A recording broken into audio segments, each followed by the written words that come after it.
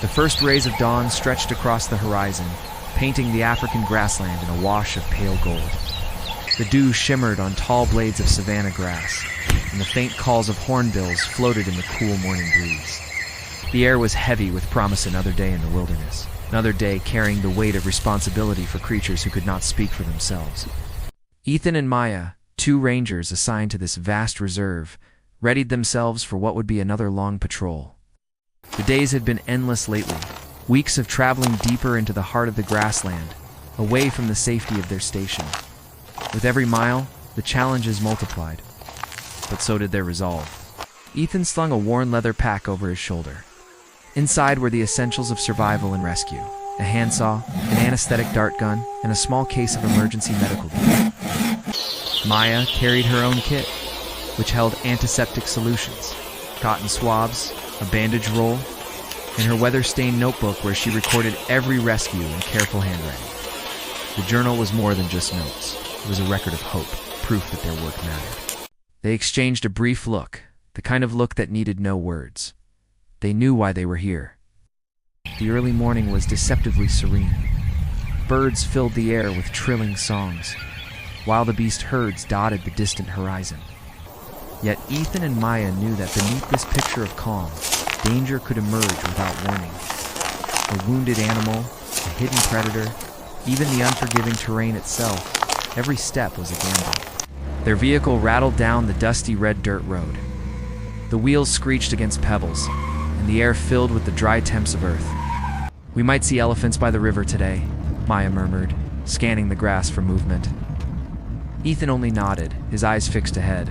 Could not afford distraction, not in this place. Though fatigue weighed on them after many days, both rangers' eyes still carried the fire of duty. Protecting the wilderness was more than a job, it was a calling. Hours into their patrol, the calm broke.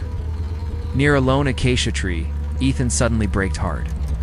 A large figure stood against the trunk.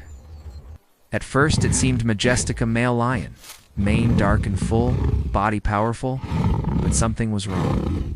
The animal did not move. It neither turned nor snarled at their approach. Its body was gaunt, its legs trembling under its own weight. "Something's not right," Maya whispered, her brow furrowed.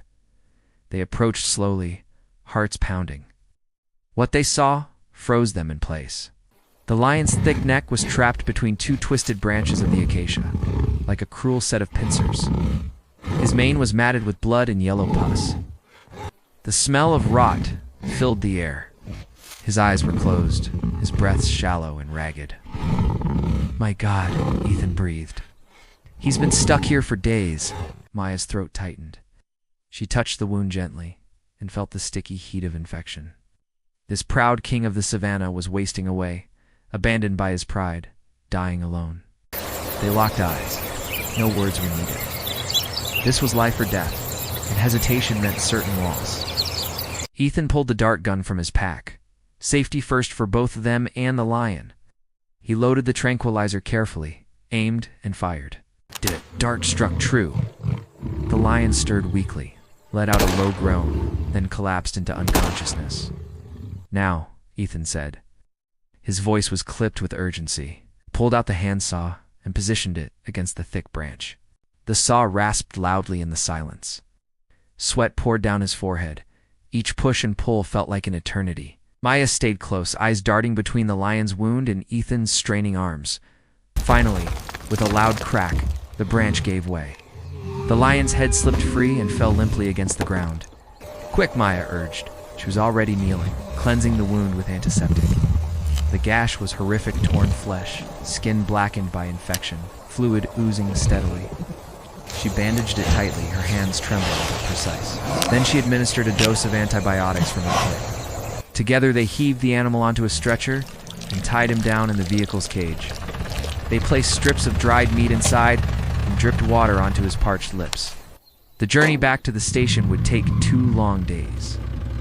Without radio signal, without backup, it was up to them alone to deliver this creature to safety. The car bumped and lurched over potholes, dust rising in choking clouds. Ethan gripped the wheel as if it were the only thing tethering him to sanity. Behind him, Maya sat with the lion, watching every faint twitch of its whiskers, every shallow breath. At night, they pitched a tent beside the road, keeping the cage close to their fire. The flickering light cast the lion's form in shadows, a haunting reminder of its fragile hold on life. They barely slept. By the second morning, a miracle flickered into view. The lion stirred, opened its eyes briefly, and drank a few sips of water. It even chewed weakly at the dried meat. Maya smiled for the first time in days, tears burning her eyes. "He wants to live," she whispered. Ethan nodded, relief flooding through him. "Then we'll get him there." The sight of the station roof rising on the horizon filled them with renewed strength. Veterinarians rushed to meet. The lion was carried into a makeshift operating room where skilled hands went to work. Under deep anesthesia, the doctors removed necrotic flesh, flushed out infection, and stitched the torn muscle together. Antibiotics coursed through his veins. Intravenous fluids revived what dehydration had stolen. The operation stretched on for hours. Ethan and Maya waited outside, silent, listening to every sound, every instruction barked from within. Last, the head veterinarian stepped out, his face stern but hopeful. "He'll live," he said simply. The following morning, the lion opened his eyes, licking his lips. When a small piece of meat was placed before him, he ate. Slowly, painfully, but he ate. Joy surged in Ethan and Maya's hearts. They visited every day, watching his strength return to the great predator. Within days, he stood on shaky legs. Within a week, he walked. His wound, though raw, began to heal under layers of golden fur. The station buzzed with pride. It was more than just a rescue, it was proof of their mission, of why they endured hardship, fatigue, and danger. The lion grew stronger, his eyes burning brighter with every sunrise. When he saw Ethan and Maya near his enclosure, he would pad closer, releasing a low, friendly growl. "At!" Gratitude spoke through that sound, a bond beyond words. On the 10th day, the decision was made. The lion was ready. The vehicle rumbled down the dirt road once again, but this time, hope filled the air instead of dread. In the cage, the lion stood tall, mane glistening in the sunlight. At last they reached the same lonely tree where tragedy had struck. The gate of the cage opened. For a moment, the lion hesitated. Then, with slow, steady steps, he walked out onto the grass. He raised his head, inhaling the scents of the savannah, the place that had always been his kingdom. He turned once, his amber eyes locking onto Ethan and Maya. That look carried no fear, no hostility, only gratitude. And then, with a final flick of his tail, he melted back into the golden grass, his powerful frame disappearing into the horizon. The journey back to the station was quiet.